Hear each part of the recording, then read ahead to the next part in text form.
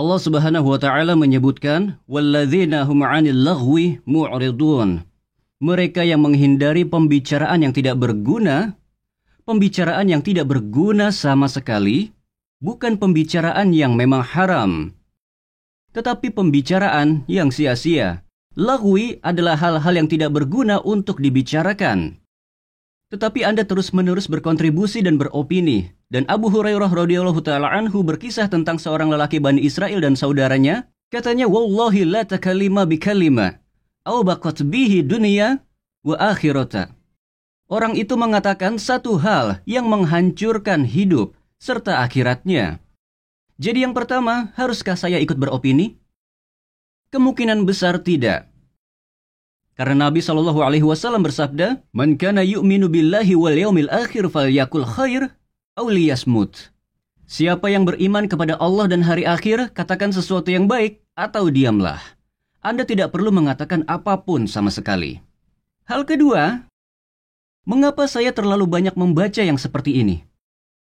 Mengapa saya sangat tertarik dan ingin tahu bagaimana kisah ini akan berakhir?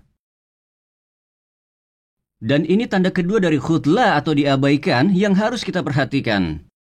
Kita tentu tidak ingin diabaikan Allah. Mengapa?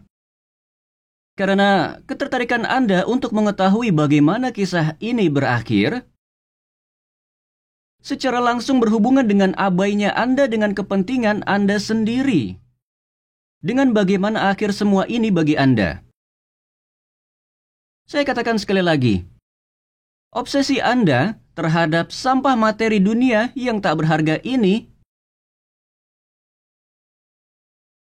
secara langsung terkait dengan abainya Anda akan diri sendiri, serta kedudukan terakhir Anda di hadapan Allah Subhanahu wa Ta'ala.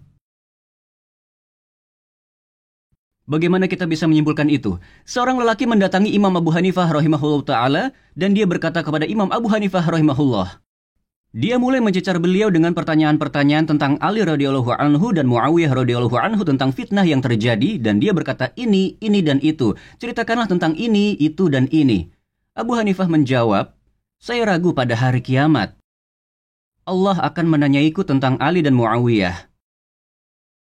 Tetapi dia akan menanyaiku tentang diriku. Maka aku akan fokus pada diriku sendiri. Dan pada posisiku. Di hadapan Allah Subhanahu wa Ta'ala, aku tidak perlu terlibat. Aku tidak perlu beropini. Aku tidak perlu berkomentar. Aku tidak tertarik. Karena aku lebih peduli terhadap keadaanku sendiri.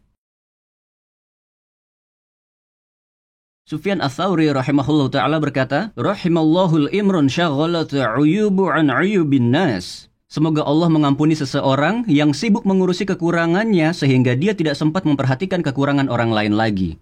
Mereka sangat sibuk dan larut dalam kekurangan mereka sendiri untuk bisa memperhatikan kekurangan orang lain. Percakapan WhatsApp mungkin akan berakhir dengan cara tertentu. Debat Facebook mungkin berakhir dengan cara tertentu. Debat di Twitter mungkin juga berakhir dengan cara lain. Komentar-komentarnya akan melebar kemana-mana. Setiap orang akan mengumpulkan bagian dosa-dosa mereka. Tetapi, seperti apa kesudahan saya dengan Allah Subhanahu wa Ta'ala? Kemana saya akan pergi setelah itu?